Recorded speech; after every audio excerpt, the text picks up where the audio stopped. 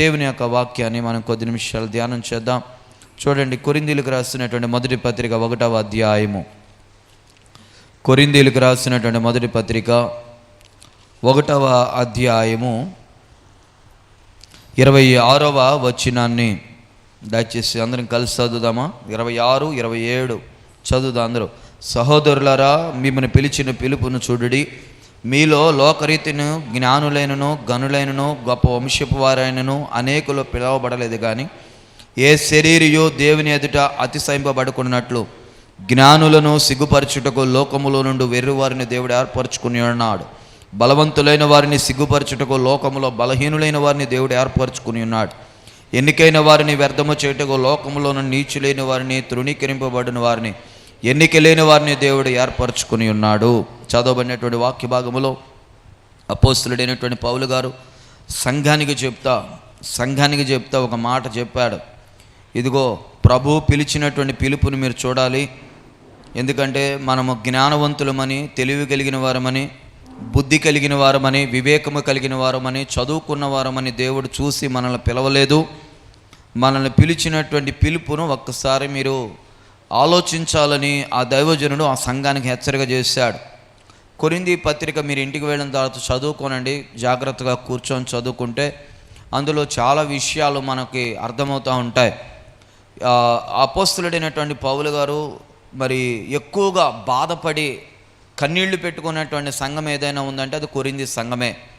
ఆ సంఘమును గురించి ఆయన చాలా చింత, చాలా దిగులు, ఆయనకి కలవరము. మరి సంఘము నిలవబడుతుందా అన్నంతగా ఆ కొరింథీ సంఘము చాలా భేదాభిప్రాయాలు. ఆ పరిస్థితుల్లో ఆ దైవజనుడు చాలా నలిగిపోయి కష్టపడి మరి ఎక్కడో దూర ప్రాంతంలో ఉండి కూడా, చెరసాల అనుభవాల్లో ఉండి కూడా సంఘమును గురించినటువంటి చింత కలిగి ఆయన పత్రికలు రాసి పంపించినటువంటి పరిస్థితులు ఉన్నాయి.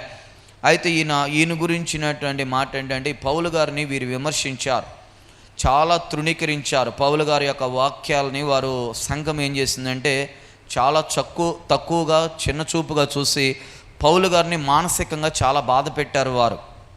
ఎందుకంటే పౌలు గారు ప్రసంగం చేస్తే గొప్ప గొప్ప వారు విన్నారు కదా, విద్యావేత్తలు, నైపుణ్యత కలిగిన వారు, జ్ఞానము కలిగిన వారు. మరి పౌలు గారు ఒక 5-10 నిమిషాలు వాక్యం చెప్తేనే ఆ జైలు బయట ఉన్నటువంటి చెరసాల అధికారి ఎవరైతే ఉన్నారో అధికారి రక్షణ పొందుకున్నాడు, అన్యజనుడు. అంటే పౌలు గారి యొక్క వాక్యాన్ని వీరు ఎలా చూస్తారంటే తృణీకరంగా చూస్తారు. కొరగాని ప్రసంగము, ఇదేం ప్రసంగం, ఇదేం వాక్యం, ఈ వాక్యంలో సారము లేదు, అర్థం లేదు అని చెప్పి పౌలు గారిని చాలా విమర్శించారు ఆ సంఘము. అందుకనే ఆయన చాలా బాధపడి చాలా నొచ్చుకున్నటువంటి సంఘం ఏదైనా ఉంది ఆయన యొక్క సంఘాల్లో అంటే కొరింథీ సంఘం అది. అందుకని ఆయన ఏమన్నాడంటే, మనల్ని పిలిచిన పిలుపు ఒకసారి మీరు చూడండి, మనమందరము కూడా ఒకప్పుడు తృణీకరించబడినటువంటి వారమే అన్నాడు. ఈ మాటను మీరు జాగ్రత్తగా ఆలోచన చేయాలి. ఇప్పుడు ఇక్కడ కూర్చున్నటువంటి బిడ్డలమైనటువంటి మన జీవితాల్లో కూడా అనేకమైనటువంటి తృణీకరణలు, అనేకమైనటువంటి తిరస్కారాలు, అనేకమైనటువంటి నిందలు భరిస్తూనే మన యొక్క జీవితాన్ని వెళ్ళబుచ్చుతూ ఉన్నాం. అయితే మనకంటే ముందు నడిచి వెళ్ళినటువంటి ఆ దైవజనులు, మహానుభావులు, గొప్పవారు, మరి వారి యొక్క జీవితాల్లో కూడా తృణీకరణ అనేటువంటిది ఎదురవుతూనే ఉంది. తిరస్కారం అనేటువంటిది ఎదురయ్యి ఆ సమస్యలన్నిటినీ నెట్టుకుంటా వారి జీవితాన్ని ముందుకు నడిపించుకొని వారు పరలోక రాజ్యంలోనికి వారు చేరి ఉన్నారు. అందుకని ఈ గొప్ప దైవజనుడు ఆ మాటను మనం పాయింట్అవుట్ చేయాలి. ఈ రోజున నీచులైన వారిని, లోకములో నీచులైన వారిని, తృణీకరింపబడిన వారిని, ఎన్నిక లేని వారిని దేవుడు ఏర్పరచుకొని ఉన్నాడు. దేవుడు మనల్ని అందరినీ ఎందుకు నిమిత్తమై ఇక్కడ ఏర్పాటు చేసుకున్నాడంటే, మనమందరము కూడా నీచులమని, మనమేం గొప్పవారం ఏమి కాదు, మనమందరము నీచులమని, మనమందరము తృణీకరించబడిన వారమని, ఎన్నిక లేనటువంటి వారమని దేవుడు జ్ఞాపకం చేసుకొని మనల్ని ఏర్పాటు చేసుకున్నాడు అనేటువంటి సత్యాన్ని ఈరోజున మనం గ్రహించాలి. యేసుక్రీస్తుల వారికే తృణీకరణ ఎదురైంది కదా, ఆయననే తిరస్కరించారు. అందుకని యెషయా భక్తుడు ఒక మాట చెప్తాడు, చదవండి. యెషయా గ్రంథము 53వ అధ్యాయంలోనికి రండి ఒకసారి. యెషయా గ్రంథము 53వ అధ్యాయం 3వ వచనము, అతడు తృణీకరింపబడిన వాడును, ఆయను మనుష్యుల వలన విసర్జింపబడిన వాడును, వ్యసన క్రాంతుడుగాను, వ్యాధిని అనుభవించిన వాడుగాను, మనుషులు చూడనల్లని వాడుగాను ఉండెను. అతడు తృణీకరింపబడిన వాడు గనక మనము అతనిని ఎన్నిక చేయకపోతిమి. అంటే యేసుక్రీస్తుల వారు ఎన్ని అద్భుతాలు చేశారు, ఎంత మేలు చేశారు అక్కడ ఉన్నటువంటి ప్రజానికానికి, ఎన్ని గొప్ప కార్యాలు, ఎన్ని ఉపకారాలు చేశారు వారి మధ్యలో ఉండి. మరి ఆ 3.5 సంవత్సర కాల వ్యవధిలో దైవజనుడైనటువంటి యోహాను గారు అంటారు, యేసు ప్రభు వారు చేసినటువంటి అద్భుతాలే గనక రాస్తే ఈ బైబిల్ గ్రంథము సరిపోదన్నాడు. అంటే అన్ని అద్భుతమైనటువంటి కార్యాలు యేసు ప్రభుల వారు 3.5 సంవత్సరాల్లో చేశారు కానీ పబ్లిసిటీ లేదు. ఆ పబ్లిసిటీ లేదు. అంటే ప్రభు అయినటువంటి యేసుక్రీస్తుల వారు ఏది చేసినా సరే ఆయన చాటు మాటను చేసి బహిర్గతం చేయొద్దు అని చెప్పి వారిని గద్దించి పంపించినటువంటి వాడే. నేటి దినాల్లో పబ్లిసిటీ ఎక్కువైపోయింది కదా. అద్భుతాలు దేవుడు చేస్తూ ఉన్నాడు కానీ అది మనుషుల ద్వారా కలుగుతున్నటువంటి కార్యాలుగా పబ్లిసిటీ చేసుకుంటా ఉన్నారు. అది పద్ధతి కాదు. దేవుడే పబ్లిసిటీ చేసుకోలేదు. జాగ్రత్తగా వినండి. అయితే యేసుక్రీస్తుల వారు అన్ని మంచి కార్యాలు చేసినప్పటికీ కూడా అక్కడున్నటువంటి ప్రజలంట ఆయనని తృణీకరించారు, ఆయన తక్కువ చేశారు, ఆయన తిరస్కరించారు, ఆయన మాకు వద్దన్నారు, ఆయన సిలువ వేయమన్నారు, ఆయన కొరడాలతో కొట్టమన్నారు, ఆయన బంధించమని చెప్పారు, ఆయనని మానసికంగా బాధ పెట్టమని అనేకమైనటువంటి ఒత్తిళ్లు ఆ యొక్క రోమా ప్రభుత్వం మీద తీసుకొచ్చారు. ఏం చేశాడు ఆయన? తప్పు ఏమీ చేయలేదు, ఆయన మంచి చేశాడు. కానీ ఆయనకి తిరస్కారం ఎదురైంది. ఈ రోజున నీ యొక్క జీవితంలో కూడా నువ్వు 10 మందికి మేలు చేస్తూ ఉన్నావు, ఉపకారిగా ఉన్నావు, అందరి యొక్క శ్రేయస్సును కోరుకుంటున్నావు, అందరూ బాగుండాలని కోరుకుంటున్నావు, అందరూ మంచిగా ఉండి అందరూ సమృద్ధి కలిగి సంతోషంగా ఉండడమే నీవు అలాంటి ఆలోచన భావం కలిగినటువంటి వ్యక్తిగా ఉన్నప్పటికీ కూడా నీ జీవితంలో కొన్ని పర్యాయాలు తిరస్కారాలు ఎదురవుతాయి. నిన్ను కూడా తృణీకరిస్తారు, నిన్ను కూడా తక్కువ చేసి మాట్లాడతారు. అయినా సరే నువ్వేం కంగారు పడాల్సిన పని లేదు. నీ ముందు నడిచి వెళ్ళినటువంటి ఆ దేవాతి దేవుణ్ణి నువ్వు జ్ఞాపకం చేసుకో. ఆ దేవుణ్ణి గుర్తు చేసుకొని ఆ దేవుని పాదాల దగ్గరికి వెళ్ళు. ఒక మాట నేను జ్ఞాపకం చేస్తాను, చదవండి. కీర్తనల గ్రంథంలోనికి రండి ఒకసారి. 118వ అధ్యాయము 22వ వచనం చదివి సహాయం చేయండి. 118:22. ఇల్లు కట్టువారు నిషేధించిన రాయి మూలకు తలరాయి ఆయను. జాగ్రత్తగా మీరు ఆలోచన చేయండి. ఈ వాక్యము మనకు అర్థమవ్వాలి. ఇల్లు కట్టబడిన అంటే కట్టేటప్పుడు ఒక రాయిని నిషేధించారట. ఈ రాయి మాకు అవసరం లేదు, ఈ రాయితో మాకు పని లేదు, కాబట్టి ఈ రాయి అనవసరమైనది అని ప్రక్కన పెట్టేశారు. కానీ చివరాఖరికి అదే ఒక మూలరాతిగా నిలవబడింది. మీరు జాగ్రత్తగా వినండి. సొలొమోను కాలంలో ఈ వాక్యం యొక్క సారాంశం చెప్తా, ఈ వచ్చిన యొక్క సారాంశం. సొలొమోను దేవాలయం కట్టేటప్పుడు దేవాలయానికి కొన్ని బలమైనటువంటి రాళ్ళు అవసరమైనాయి. రాళ్ళు కావలసి వస్తే ఆయన రాళ్ళు సమకూరుస్తూ ఉండగా ఒక ఆకారము లేనటువంటి ఒక రాయి తీసుకొచ్చి అక్కడ పెట్టారట. అది సొలొమోను చూశాడు. అక్కడ ఆ యొక్క నిర్మాణం చేసేటువంటి నిర్మాణకులు ఎవరైతే ఉన్నారో ఆ రాయిని చూసి దీనికి ఆకారము లేదు, ఈ రాయి ఎందుకు పని చేస్తుంది అని చెప్పి దేవుని యొక్క మందిరం కట్టడానికి ఈ యొక్క రాయితో మనకు పని లేదు, అనవసరమైనటువంటి రాయి అని చెప్పి పక్కన ఉన్నటువంటి ఒక సముద్రంలోనికి ఆ నదిలోనికి ఆ రాయినట్ట తీసుకుని వెళ్ళి పడేశారు. పడవేస్తే చివరాఖరికి మందిరం అంతా కూడా కట్టబడుతూ ఉండగా మూలరాయి అవసరమైంది. అసలు ఇంతగా మూలరాయి ఏది మందిరానికి అని ఆలోచన చేస్తూ ఉంటే ఆ రాళ్ళు పంపించినటువంటి వ్యక్తికి కబురు పెట్టారంటే, ఏమయ్యా నువ్వు ఇన్ని రాళ్ళు పంపించావు, కనీసం మూలరాయి పంపించలేదేంటి అని అడిగితే, అదేంటి భలే పని, అన్నిటికంటే ముందే నేను పంపించింది మూలరాయి, ఏది మా దగ్గరికి రాలేదు కదా, వచ్చిందయ్యా మీరు ఆలోచన చేయండి, మరి ఎక్కడ దానిని వదిలేశారో ఒకసారి ఆలోచన చేయమంటే సొలొమోను అక్కడ ఉన్నటువంటి ఆ పెద్దలందరూ కూర్చొని ఏమైపోయింది ఆ రాయి అని ఆలోచన చేస్తాయా, దానికి ఆకారము లేదని, చూడడానికి వికారంగా ఉందని, అందహీనంగా ఉందని, పనికిరాదని దాన్ని తీసుకుని వెళ్ళి మనం ప్రక్కన ఉన్నటువంటి సముద్రంలో పడవేసం చూడు, అదేనేమో మూలరాయి, మనకి తెలియకుండా అది పడవేశాం అని అనగానే సొలొమోను మరలా ఏం చేశాడంటే ఆ సముద్రంలోనికి మరి ఆ ఏమైతే ఉన్నాయో ఆ క్రెయిన్లో లేకపోతే ఆ రాయిని ఎలాగైనా సరే బయటకు తీసి ఆ సొలొమోను కట్టినటువంటి దేవాలయానికి మూలరాయిని ఆ రాయి నిషేధించబడినటువంటి రాయిని తీసుకుని వచ్చి మరలా మూలరాతిగా తీసుకుని అక్కడ ఆ పనులు ప్రారంభిస్తూ వచ్చారట. అందరికి సరిగట్టిగా హల్లెలూయా చెప్దాము. హల్లెలూయా. సర్వమానవాళ్ళు యేసు ప్రభుల వారిని కూడా అలాగే నిషేధించారు కదా. యేసు ప్రభుల వారు మాకు అవసరం లేదు, మాకు వద్దని చెప్పి ఆయన తృణీకరించి ఆయన ప్రక్కన పడేశారు.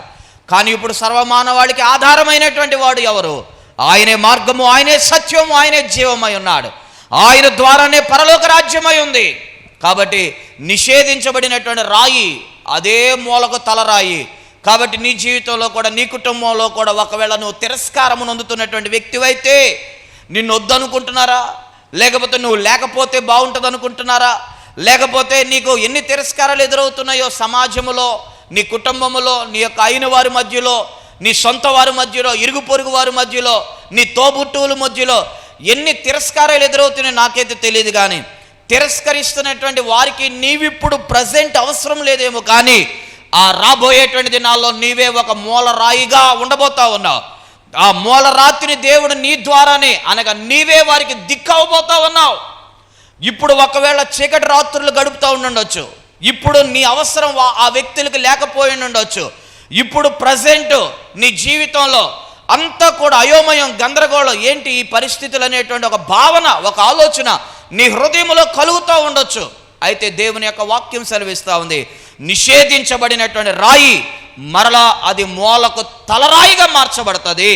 నిషేధించినటువంటి నిన్ను మరలా ఇదిగో దేవుడు ఒక తలరాతిగా చేయబోతా ఉన్నాడు. అందరికి సరిగట్టిగా హల్లెలూయా చెప్దాము. హల్లెలూయా. తలగా చేయబోతా ఉన్నాడు. తలగా చేయడం అంటే మానవ జీవితంలో మనకు తల లేకపోతే అర్థం లేదు, మనిషిలో జీవము లేదు కదా, ఉన్నదంతా తలలోనే. కాబట్టి ఈ తల లేకపోతే ఈ శరీరానికి విలువ ఉండదు. కావున ఆ తలగా నిన్ను చేయబోతా ఉన్నాడు. ఈ మాట మీరు గుర్తుపెట్టుకోవాలి.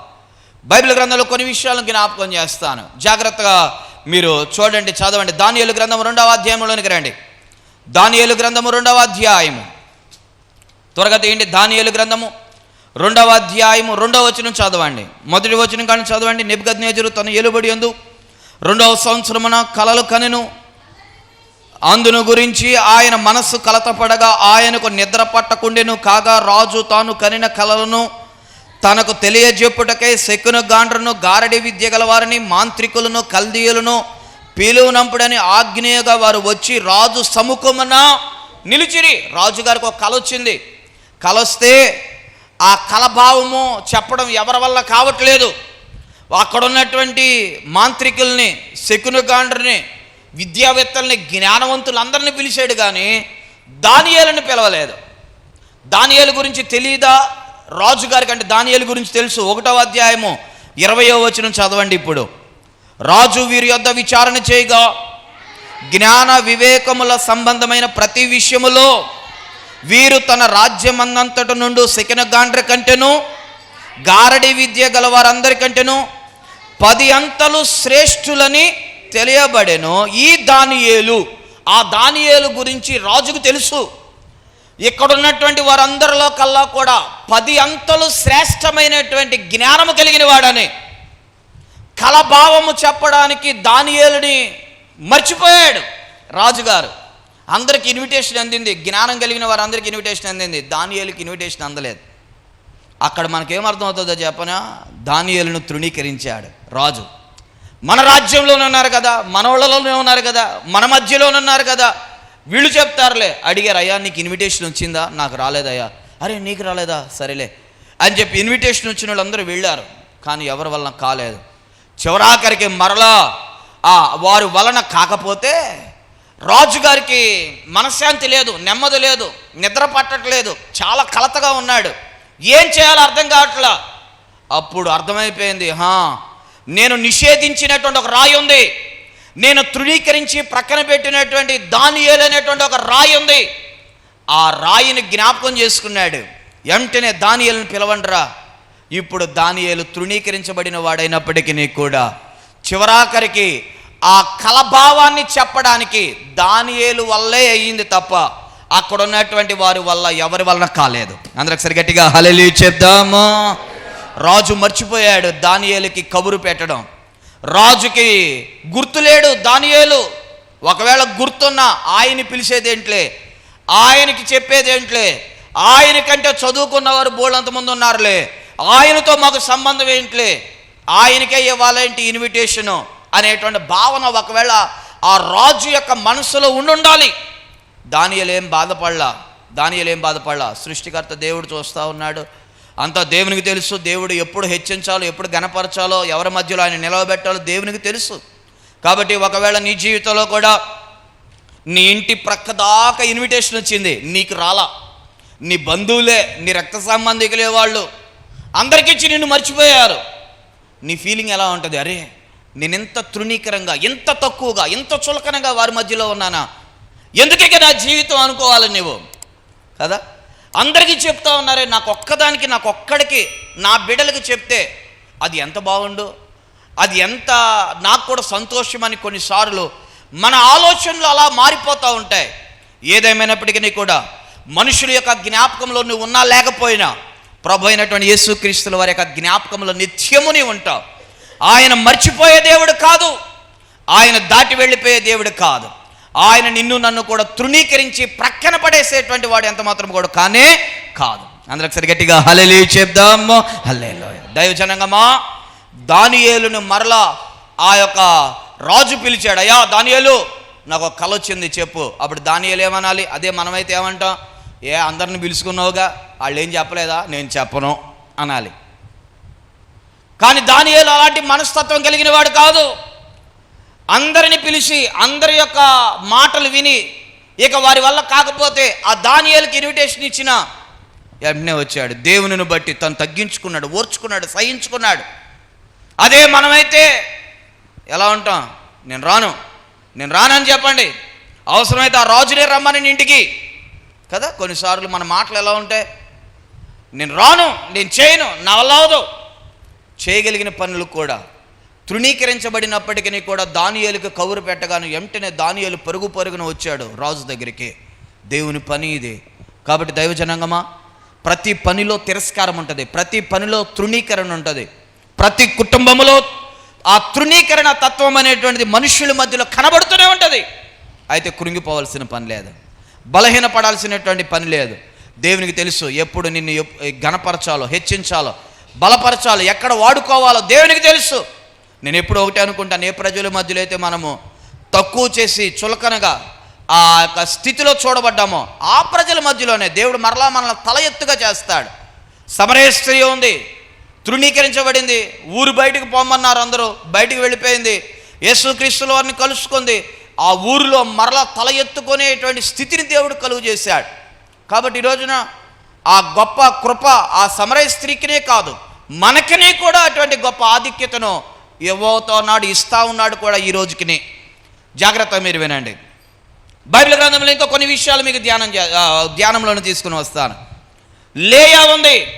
లేయా యాకోబు యొక్క భార్య. తను ద్వేషించబడింది, తన భర్త ద్వారా తృణీకరించబడింది. తన సొంత చెల్లి, తోడబుట్టినటువంటి చెల్లి మానసికంగా లేయాని చాలా బాధ పెట్టింది. ఎంత బాధ అంటే అది వర్ణాతీతమైనటువంటిది.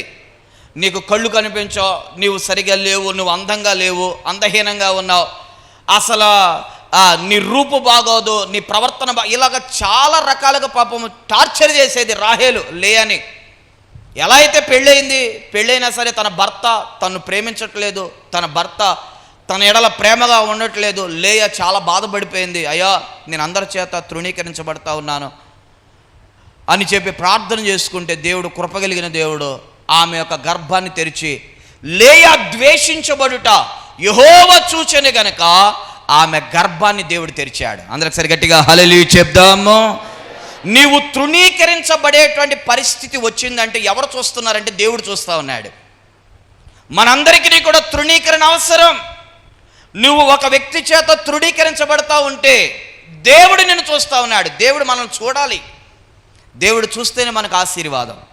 ఒకవేళ మనుషులు మనకి చప్పట్లు కొట్టి మనకు శాలువాలు కప్పి మనుషులు ఒకవేళ మనల్ని గొప్ప చేసినా అది పెద్ద భాగ్యముగా మనం ఎంచుకోవాల్సిన పని లేదు. ఆ యొక్క తృణీకరణ మనకు ఎదురైనప్పుడు కృంగిపోకుండా, బలహీన పడిపోకుండా, మానసికంగా వేదన పడకుండా, మానసిక స్థైర్యంతో మనము దేవుని వైపుకు చూసినప్పుడు దేవుడు కూడా మన వైపుకు చూస్తూ ఉన్నాడంట. లేయా తృణీకరించబడుట, ద్వేషించబడుట యెహోవా చూచి రాహేలు గర్భాన్ని మూసి లేయా గర్భాన్ని తెరిచి తృణీకరించబడినటువంటి ఆమె యొక్క గర్భములో నుండి 4వ కుమారుడైనటువంటి యోధా అనేటువంటి ఒక వ్యక్తి ద్వారా యేసుక్రీస్తుల వారు భూమి మీద ఉద్భవించడానికి, జన్మించడానికి ఆయన యొక్క వంశావళిని ఏర్పాటు చేసుకున్నాడు. అందరికి సరి గట్టిగా హల్లెలూయా చెప్దాము. తృణీకరించబడినటువంటి రాయే మూలకు తలరాయి అవుతుంది. తృణీకరించబడినటువంటి లేయా గర్భాన్నే దేవుడు ఏర్పాటు చేసుకుని ఎన్నిక చేసుకున్నాడు. నేను మరలా చెప్తాను, కొన్నిసార్లు కొన్ని పర్యాలు కొంతమంది కూరలో కరివేపాకు తీసి అవతల పడేసినట్టు పడేస్తారు కదా. కూరలో కరివేపాకు తింటే కళ్ళకు మంచిది, అది చాలామందికి తెలియదు. అది తీసి కరివేపాకు నాకెందుకు అంటారు. అట్లా తీసి కొంతమంది వ్యక్తులను అలా తృణీకరంగా, తక్కువగా, చులకనగా తీసి ప్రక్కన పడేస్తారు. అలా చేయకండి. ఆ తృణీకరణ ఒకవేళ అలాంటి స్థితి నీకు ఎదురైనప్పుడు, నేను మరలా చెప్తున్నాను, లేయా దేవునికి మొర్ర పెట్టుకుంది, దేవునికి ప్రార్థన చేసుకుంది, దేవుని సన్నిధిలో కన్నీళ్లు పెట్టుకుంది. అయ్యా నాకంటే ఎవరు లేరు, నన్ను ఆదరించేవారు లేరు, నన్ను బలపరిచేవారు లేరు, నన్ను ధైర్యపరిచేవారు లేరు, నేను ఎవరికి చెప్పుకోగలను. నా తండ్రి పెళ్లి చేసి పంపించాడు, నా సహోదరి పక్కన ఉంది కానీ సహోదరి కాదా, అది శత్రువులాగా మాట్లాడుతూ ఉంది, నా భర్త సూటిపోటి మాటల చేత బాధ పెడతా ఉన్నాడు, ఎవరికి చెప్పుకుంటానయ్యా, నాకు చూస్తే సరిగా కళ్ళు కనిపించవు, నా బాధ, నా వ్యధర, నా యొక్క కన్నీళ్లు నీకు మాత్రమే తెలుసు అని చెప్పి లేయా దేవుని పాదాలు పట్టుకుని ఏడుస్తూ ఏడుస్తూ ఏడుస్తూ, ప్రభువా నా తృణీకర జీవితాన్ని చూడండి ప్రభు అని దేవుని పాదాలు పట్టుకుని ఏడుస్తూ ఉండే క్రమంలో దేవుడు ఆమెను చూసి ఆమె యొక్క కన్నీళ్లను నాట్యముగా మార్చాడు. అందరికి సరిగట్టిగా హల్లెలూయా చెప్దాము. హల్లెలూయా. కాబట్టి నీ జీవితంలో కూడా తృణీకరణ అనేటువంటిది, ఇతరులు నిన్ను విమర్శించినప్పుడు, ఇతరులు నిన్ను తృణీకరించినప్పుడు నువ్వేమీ భయపడుకో, వెళ్ళిపో, దేవుని పాదాలు పట్టుకో, కన్నీళ్లు పెట్టుకో, దేవుని దగ్గరే ఏడు, మనుషుల దగ్గర అస్సలు ఏడవద్దు. మనుషులు నీ యొక్క బాధను అర్థం చేసుకోలేరు, మనుషులు నీ హృదయాన్ని అర్థం చేసుకోలేరు, నీ గుండె లోతుల్లో ఉన్నటువంటి ఆ యొక్క దుఃఖాన్ని మనుషులు చూడలేరు. నిన్నుగా చూడగలిగిన వాడు, నీ హృదయాన్ని అర్థం చేసుకోగలిగిన వాడు, నీ మానసిక స్థితిని అర్థం చేసుకోగలిగిన వాడు ప్రభు అయినటువంటి యేసుక్రీస్తుల వారు ఒక్కరు మాత్రమే. అందుకని ఆయనకు మాత్రమే మనం చెప్పుకోవాలి, ఆయనకు మాత్రమే మనం చెప్పుకోవాలి. అందుకనే ఇంతమంది భక్తులు, మహానుభావులు అనబడిన వారు, వీరందరూ కూడా తృణీకరణ ఎదుర్కొని దాటుకొని ఆ పరలోక రాజ్యానికి చేరుకున్నటువంటి వారే. థామస్ అల్వా ఎడిసన్ అని ఒక గొప్ప భక్తుడు ఉన్నాడు. ఆయన కరెంటు, ఈ రోజున మనము కరెంటు కింద ఉన్నామంటే, బల్బు ఉందంటే, లేదా ఫ్యాన్ తిరుగుతూ ఉందంటే, ఒక కరెంటు అనేది మనకు ఉంది అంటే ఆయన కనిపెట్టిందే. ఆయన్ని ఆ యొక్క స్కూల్లోకి వెళితే, లేకపోతే తోటి సభ్యులు, తన కుటుంబ సభ్యులు అందరూ కూడా ఏమనేవారంటే, మానసిక స్థితి బాగాలేదు, మానసిక స్థితి బాగాలేదు అంటే ఇతడికి సరిగా మాట్లాడడం రాదు, ఇతని యొక్క క్రియలు సరిగా ఉండవు, పాపం జ్ఞానం కలిగిన వాడే, ఆయనకు తెలుసు. కానీ అందరూ ఆయనను అలాగ విమర్శించేవారు, అందరూ ఆయనను అలా తప్పు పట్టేవారు, అందరూ అలాగ హేళన చేసేవారు, అందరూ ఆయనను అలా మాటల చేత గాయపరిచేవారు. థామస్ అల్వా ఎడిసన్ అక్కడే కూర్చొని ఏడ్చేవాడంట. తన తల్లిదండ్రులు కూడా, అరే నీ మానసిక స్థితి ఏంట్రా, బాగాలేదు, నువ్వు మెంటలోడురా, నువ్వు మెంటల్ దానివి అని కొన్ని పర్యాయాలు కదా మాట్లాడుతూ ఉంటే, నీ స్థితి నీకు తెలుసు, నీ మానసిక స్థితి నీకు తెలుసు.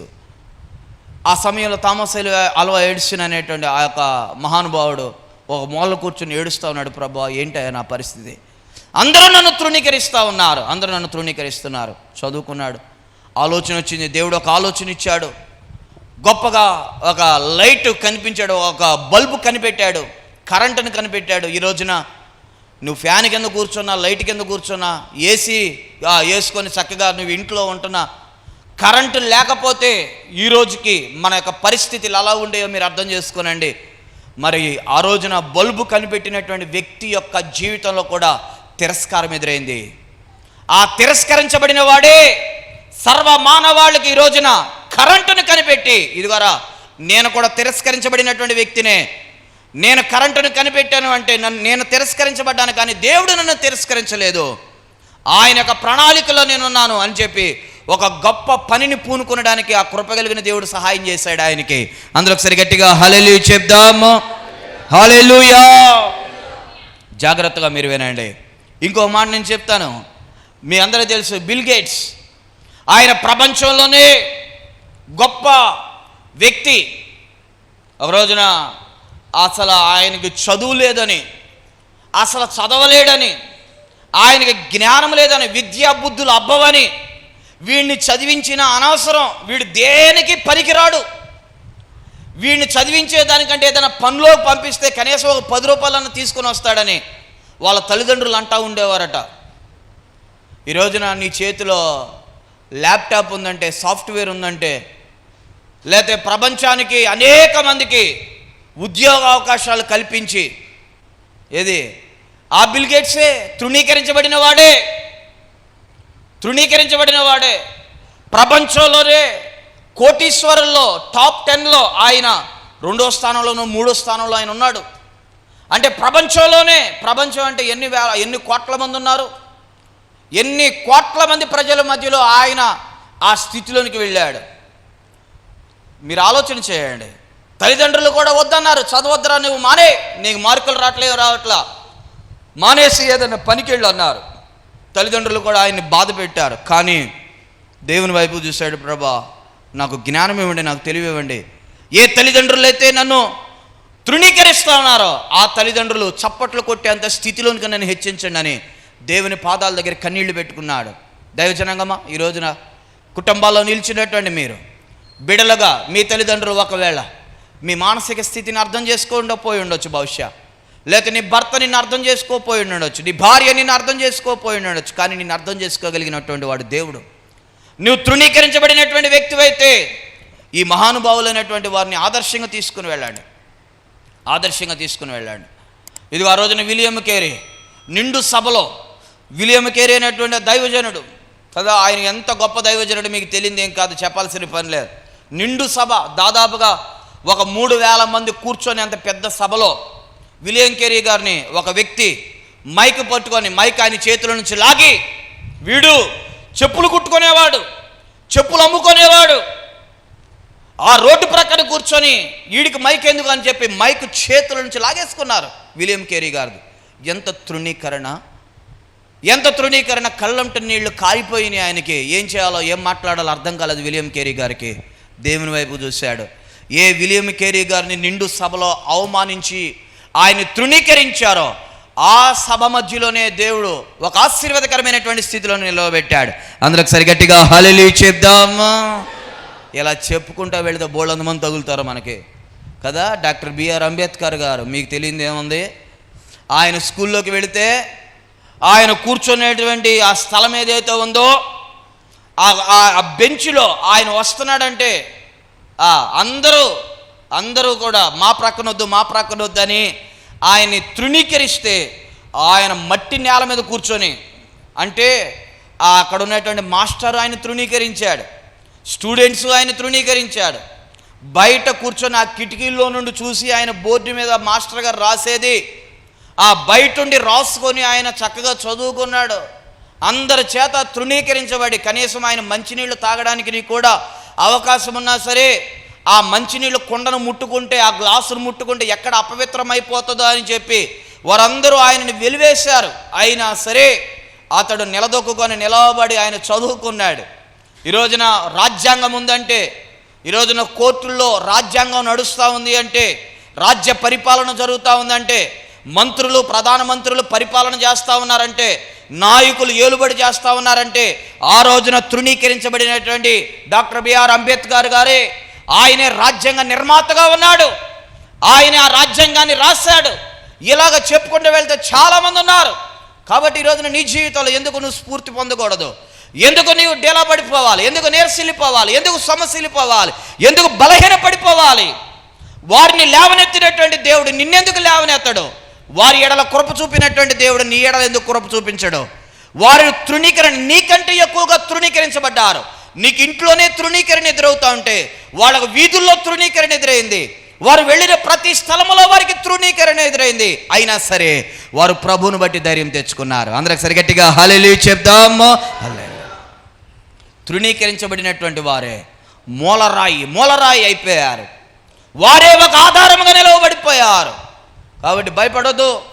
నీ హృదయాన్ని ఇదిగో రాయి చేసుకో, నీ గుండెని రాయి చేసుకోమంటారు చూడు కొన్ని పర్యాలు. నీ హృదయంలో ఉన్నటువంటి ఆ బరువు భారము దించి ఈ యొక్క ఉదయకాల సమయంలో. మీకు తెలుసు యోసేపు వాళ్ళ అన్నయ్యలో దూరం నుండి చూశారు, ఇదిగో యోసేపు వస్తా ఉన్నాడు రా, కలలు కనేవాడు, వీడు పొడుకుంటే చాలు కల వచ్చేస్తుంది వీడికి అని చెప్పి చాలా తృఢీకరంగా అరుచుకుంటా నవ్వుకుంటా హేళన చేశారు యోసేపుని. సొంత రక్త సంబంధి, ఒకే తండ్రికి పుట్టినటువంటి బిడ్డలు, తోబుట్టువులు, ఒక ప్రక్కనే పడుకునేటువంటి వారు ఆ యొక్క 12 మంది కూడా. కానీ యోసేపుని చూసి చాలా హేళనగా తక్కువ చేసి మాట్లాడితే యోసేపుని పట్టుకున్నారు కదా, పట్టుకొని గుంటలో పడేశారు.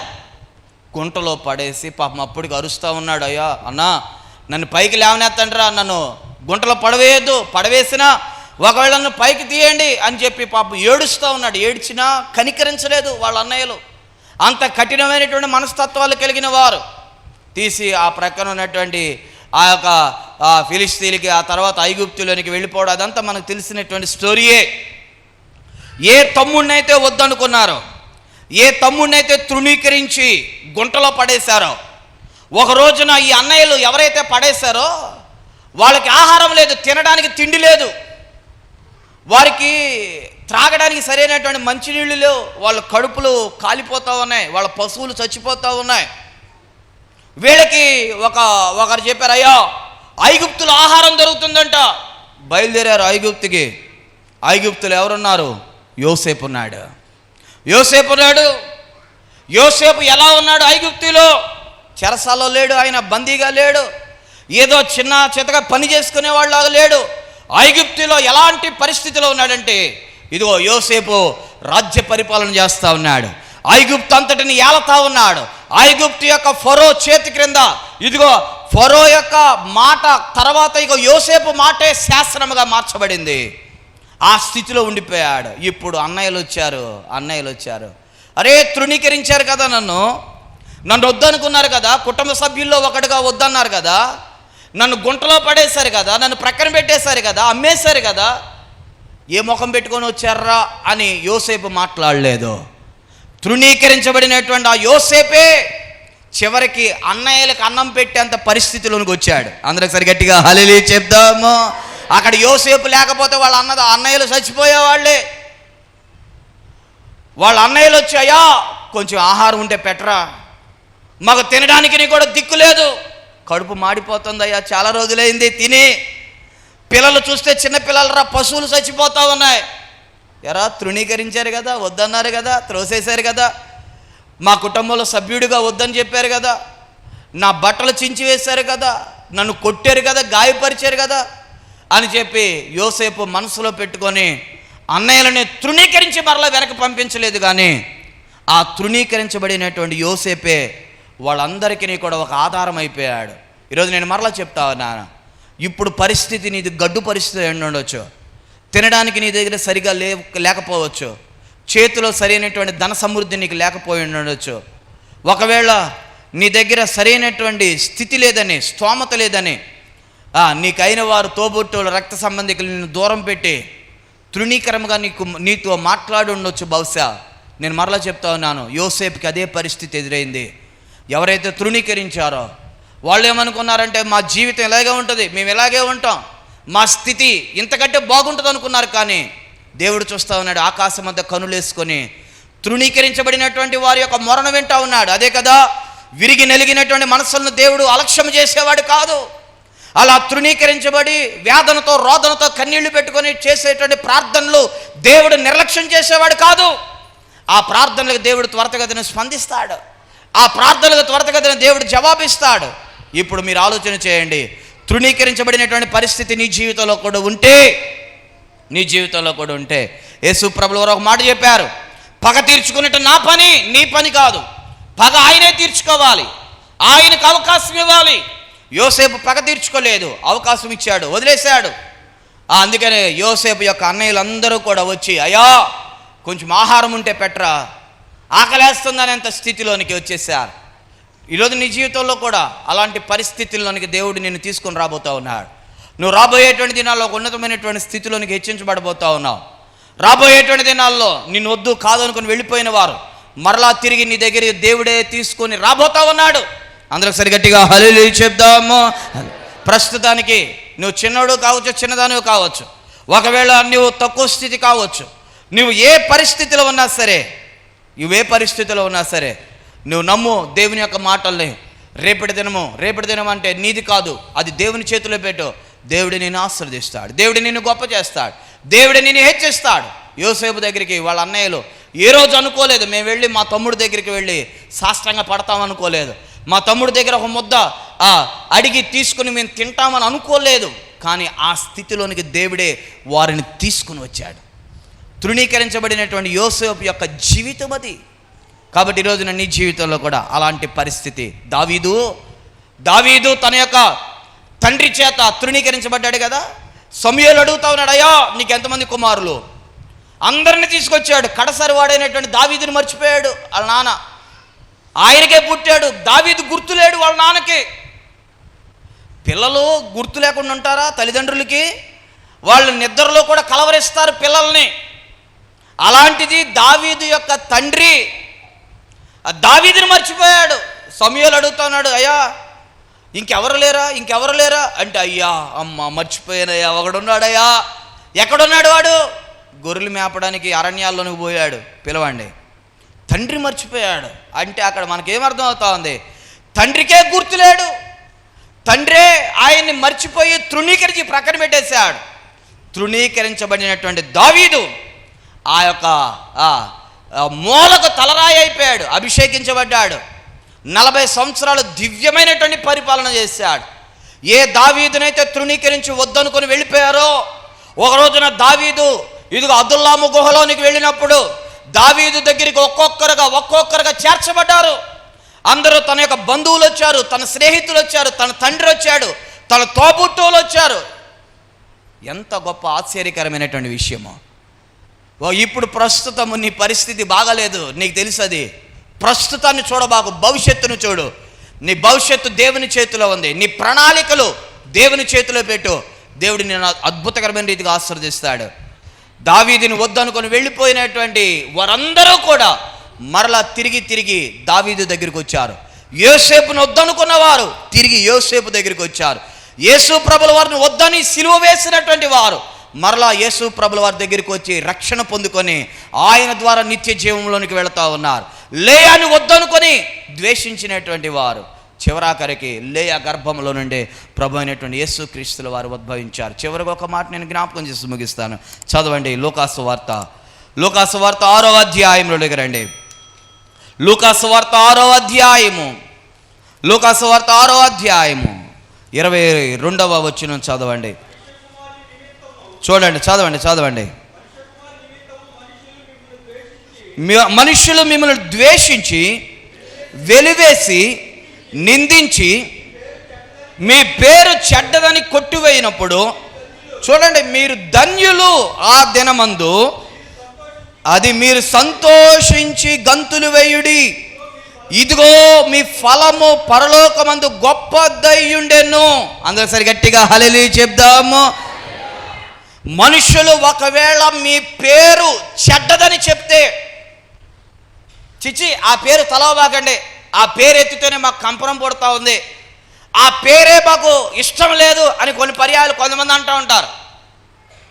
యేసు ప్రభుల వారి వాక్యం ఏం చెప్తుందో చెప్పనా? ఒకవేళ మనుషులు మీ పేరు చెడ్డదని చెప్పుకుంటే మీరంట గదిలోనికి వెళ్ళి ఆడవద్దు, గద్దులేయండి, డ్యాన్స్ వేయండి. దేవుడు పాటలు పెట్టుకొని డ్యాన్సా?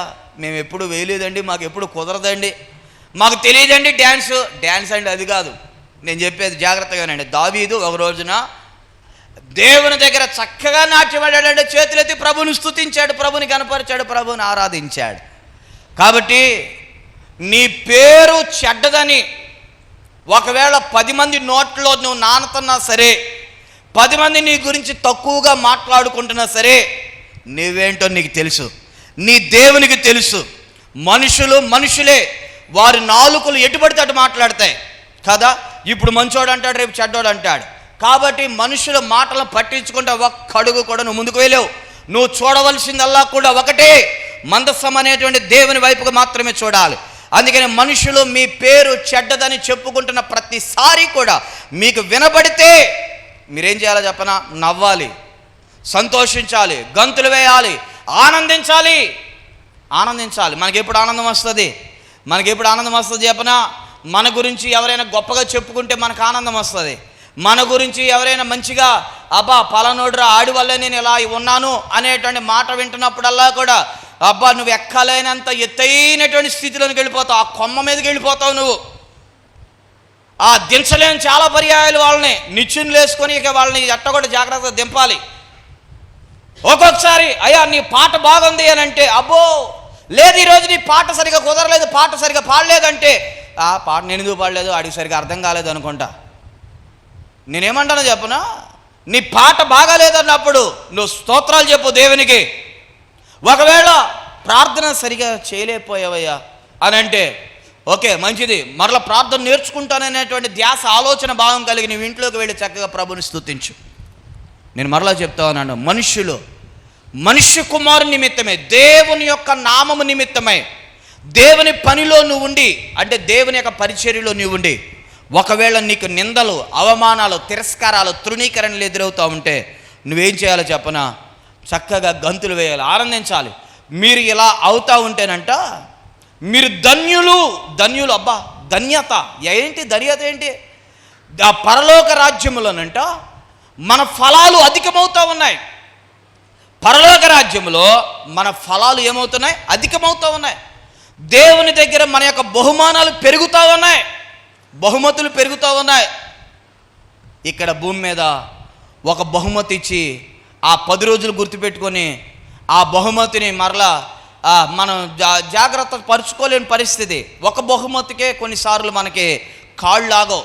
ఆ బహుమతి పట్టుకుని ఊరంతా తిరిగి చెప్పుకుంటాం, నాకు ఈ బహుమతి వచ్చింది, నాకు ఈ బహుమతి ఇచ్చారు, ఎమ్మెల్యే గారు ఇచ్చారు ఈ బహుమతి, నాకు నిండు సభలో శాలువా కప్పారు అని చెప్పి అసలు కాలుగాలని పిల్లిలాగా ఎండ లేదు, వాన లేదు, ఇక రాత్రి లేదు, పగల లేదు, ఇక తిరిగిన వాళ్ళు తిరిగినట్టే ఉంటారు ఈ బహుమతులు పట్టుకొని. కానీ జీవాధిపతి సర్వాధికారి అయినటువంటి ప్రభు అయినటువంటి యేసుక్రీస్తుల వారు, సర్వ సృష్టికర్త అయినటువంటి దేవుడు నీకు బహుమతి ఎప్పుడు ఇస్తాడో చెప్పనా? భూమి మీద నీ పేరు చెడ్డదేని 10 మంది లేకపోతే అనేక మంది నీ గురించి మాట్లాడుకుంటున్నప్పుడట నువ్వు విని ఏడవకూడదు, మరలా బహుమతిని కోల్పోతావు. ఉట్టిగా ఏడుస్తారు కొంతమంది, ఖాళీగా ఉన్నా కానీ వీళ్ళకి ఏం చేయాలి అర్థం కాదు. ఎండాకాలం అసలే నీళ్లు తక్కువైనాయి, కుండలు పెట్టుకున్న కుండన్నా నిండుద్ది, ఆ కన్నీళ్ళ వెలవెలగా తెలియదు, చిటికి మాటికి ఏడుస్తూ ఉంటారు. చెప్తాను విను, నీ ఫలము అధికం అవ్వాలి అంటే, నువ్వు దేవుని రాజ్యంలో గొప్ప బహుమానాలను స్వతంత్రించుకోవాలంటే, నీ మీద ఒక విమర్శ లేకపోతే నీ మీద ఒకవేళ నింద, ఒకవేళ నిన్ను తృణీకరించినప్పుడు నువ్వు వెళ్ళి ఏం చేయాలో చెప్పన్నా? వెళ్ళిపోయి ఇంటికి వెళ్ళిపోయి టీవీ పగలగొట్టేయడం, కాలు పెట్టి అయితేనే వేసేయడం, ఇవన్నీ తోసేసేయడం, లే ఒక రూమ్లోకి వెళ్ళిపోయి గడి పెట్టేసుకొని వాళ్ళంటే బతలు కొట్టేస్తావు. నువ్వేం చేసుకో అది నీకు తెలుసు. వాళ్ళంటే అబ్బో ఇంకేముంది ఏదో చేసేసుకుంటున్నారు అనుకుంటా అని చెప్పి ఆ బతలు కొట్టేసే పరిస్థితిలోకి వెళ్ళిపోతారు. నువ్వేం చేయాలో చెప్పనా? అదేం చేయొద్దు, వెళ్ళిపో ప్రభు పాదాల దగ్గర పడు. ప్రభు నీకు స్తోత్రాలయ్యా, నా మీదకి వచ్చిన విమర్శను బట్టి నీకు వందనాలు. ఆ విమర్శలన్నీ కూడా నీకు ఆశీర్వాదాలే. యేసు ప్రభుల వారు ఆయన మీదకి ఎన్ని విమర్శలు వచ్చినాయి, ఆయన కూర్చోబెట్టారు, మోకాళ్ళు వేయించారు, వీడు మంచోడు కాదని చెప్పారు. నిజమేనా? ఆయన మంచోడు కదా, అందరూ తెలుసు ఆయన మంచోడే అని. ఎందుకు విమర్శించారు? ఇక అంతే, తృణీకరించాలి కాబట్టి తృణీకరించారు ఆయన్ని. ఆయన కొట్టమని చెప్పారు, ఆయన కొట్టడానికి ఏ విధమైనటువంటి అవకాశం లేదు, ఏ విధమైనటువంటి తప్పు చేయలేదు. కానీ ఆయన దెబ్బలు తిన్నాడు, తృణీకరించబడ్డాడు. ఆయన కూడా ఒక్క మాట చెప్పలేదు, ఒక మాట ఎదురు తిరగలేదు, ఒక్క మాట కూడా ఆయన ఎదురు తిరిగి మాట్లాడలేదు. ఇదే కదా మనం ఏంటంటే ఎదురు తిరిగి మాట్లాడుతూ ఉంటాం. కాబట్టి మనల్ని మనం అణుచుకోవాలి, మనల్ని మనం తగ్గించుకొని, ఓర్చుకొని, సహించుకొని మనము ఇక దేవునికి అప్పగించుకోవడమే. జాగ్రత్త మీరు వినండి, ఇప్పుడు మీ ఫలాలు అధికం అవ్వాలి అంటే నీ మీదకు వస్తున్నటువంటి తిరస్కారాలు, తృణీకరణలను విని నువ్వేం చేయాలో చెప్పన్నా? నవ్వాలి. ఏమవ్వాలమ్మా? నవ్వాలి. భలే పని అండి, అది మాకు తెలుసు ఆ బాధ. అరే మీకే కాదు నాకు తెలుసు ఆ బాధలు. ఈ ఫీల్డ్ సామాన్యమైనటువంటి ఫీల్డ్ కాదు, ఏది మాట్లాడినా తప్పే కదా. కొన్ని పర్యాలు ఎటు మాట్లాడినా తప్పే, ఎవరి పక్షాన్ని నిలబడి మాట్లాడినా తప్పే, ఎటు సందిగ్ధంలో ఉన్న గాడిదిలాగా నిలబడాల్సి వస్తుంది కొన్నిసార్లు. ఎటు పోలేం. అరే సరే వద్దులే ఇక అని చెప్పి మూయడానికి అవకాశం ఉండదు. అరే నిలవబడాలా, ఈ విమర్శలేంటి, ఈ కఠినమైన పరిస్థితులు ఏంటి, సవాళ్ళు ఏంటి అనేటువంటి పరిస్థితి. కానీ పిలిచిన దేవుడు నమ్మదగిన వాడు, ఆయన విడిచిపెడతాడా? ఆయన విడిచిపెట్టాడు. కాబట్టి విమర్శ అనేటువంటిది ఆనాటి కాలంలో ఈనాటి వరకును కూడా, అలనాటి కాలం నుంచి ఈనాటి వరకును కూడా విమర్శలు అనేవి సర్వసాధారణము. వాటన్నిటిని తట్టుకొని ధైర్యంగా నిలవబడితేనే పరలోక రాజ్యంలో నీ ఫలాలు అధికమవుతాయి. అందరికి సరి గట్టిగా హల్లెలూయా చెప్దాము. నీకు బహుమతులు పెరిగిపోతూ ఉంటాయి. అక్కడికి వెళ్ళిపోయిన తర్వాత వెళ్ళిపోతాం మనం అందరం కూడా. ఇక్కడేం ఉంటామమ్మా, ఉంటామన్నట్టు కొంతమంది చూస్తున్నారు. ఇంకెంతకాలం ఉంటాం మనం? ఇంక ఉండి ఎందుకు ఆయాసం, దుఃఖం, ఏడుపేగా, ఎందుకు ఈ బాధలన్నీ కూడా? చక్కగా ఎగిరిపోతే ప్రశాంతంగా అక్కడ ఉండొచ్చు కదా. ఈ కష్టాలేంటి, బాధలేంటి, బరువులేంటి, భారాలేంటి, ఈ పరిస్థితులన్నిటిని తట్టుకోగలేక మనం కొన్ని పర్యాలు ప్రభువా తీసుకో. అక్కడికి వెళ్ళిపోయిన తర్వాత కూర్చోబెడతాడు యేసు ప్రభుల వారు నిండు సభలో. అక్కడ దావీదు గారు ఉంటారు, దానియేలు గారు ఉంటారు, భక్తులు మహానుభావులు అందరూ ఉంటారు. ఇప్పుడు పిలిచాడే పలానా వ్యక్తి రా దగ్గరికి. ఎన్ని ఆటుపోట్లు తట్టుకొని నిలవబడ్డావయ్యా, నువ్వు నన్ను విడిచిపెట్టలేదు కదా, నీకు ఒక సింహాసనం కుర్చీ వేస్తారు ప్రభువా, నేను కూర్చోను ప్రభువా, నీ ముందు నేను ఎలా కూర్చుంటాను? లేదు పర్వాలేదు, నీకోసమే ఈ కుర్చీ రెడీ చేశాను. అబ్బా అయ్యా, ఆ పెద్దలు ఉన్నారు కదా, ఆ పెద్దల ముందు నేను ఎలా కూర్చోగలుగుతాను? సరే భూమి మీద నువ్వు కూర్చోలేకపోయి ఉండొచ్చు, ఇక నువ్వు ఇక్కడ కూర్చోవలసిందే. నీకు ఒక శాలువ కప్పుతారు, ఒక్కొక్కళ్ళు వస్తారు. అయ్యా దానియేలు గారు రండి, మీ విశ్వాసం ఇక్కడికి వచ్చాడు దా అని చెప్పి, ఇదిగో నువ్వు ఇవ్వాల్సిన బహుమతి, ఆ బహుమతిని తీసుకొచ్చి నీ చేతిలో పెడతా. ఇంకొకరిని, అయ్యా దావీదు గారు దా, నీకులాగానే అనుభవించేది ఈ వ్యక్తి కూడా తీసుకో. లేయా రమ్మ, నువ్వు కూడా రా, ఇదిగో ఈ వ్యక్తి నీకులాగానే తృణీకరించబడింది, అవమానానికి అప్పగించబడింది, ఈ వ్యక్తికి నీవు సన్మానం చేయని చెప్పి ఎన్ని బహుమతులు. ఇక ఆ బహుమతులు నువ్వు మోయలేక ఇక్కడ ఒక చిన్న బహుమతి ఇస్తేనే మనం నడవడం చేత కాదు, ఒక బహుమతిని పట్టుకొని అక్కడ అన్ని బహుమతులు తీసుకొని మన గృహంలోనికి వెళ్ళడం అసలు ఎంత ఆశ్చర్యకరం. అసలు వినడానికి ఎంత వినసొంపుగా ఉంది, వినడానికి ఎంత ఆశ్చర్యకరంగా ఉంది. కాబట్టి ఇప్పుడు నేనేమంటాను అంటే, ఈ భూమి మీద నిన్ను ఎవరైతే తృణీకరిస్తా ఉన్నారో ఆ తృణీకరణ నీకంటే ముందుగా ఎవరికి వినబడతా ఉందంటే దేవునికి వినబడతా ఉంది. అందరూ సరిగట్టిగా హల్లెలూయా చెప్దాము. దేవుని వాక్యం ఏం సెలవిస్తుందో చెప్పనా?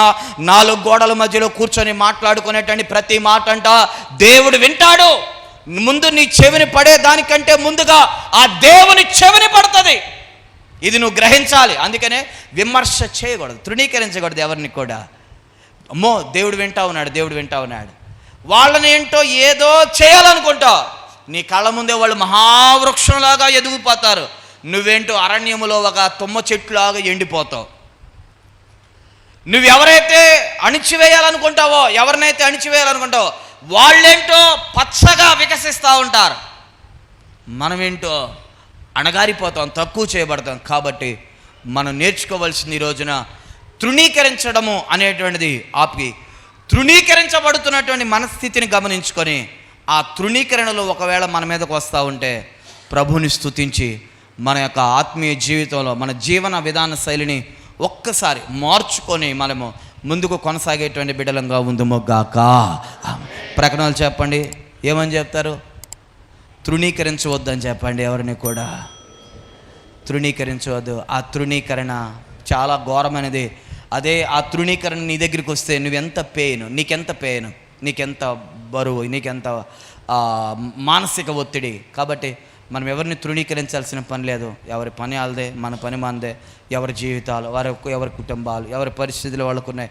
కాబట్టి మనది మనము జాగ్రత్త పరుచుకొని చక్కగా మనం దేవుని యొక్క రాజ్యం కొరకు సిద్ధపడి ముందుకు వెళ్ళిపోదాం. ప్రభు ఈ మాటలు దీవించి ఆశీర్వదించును గాక.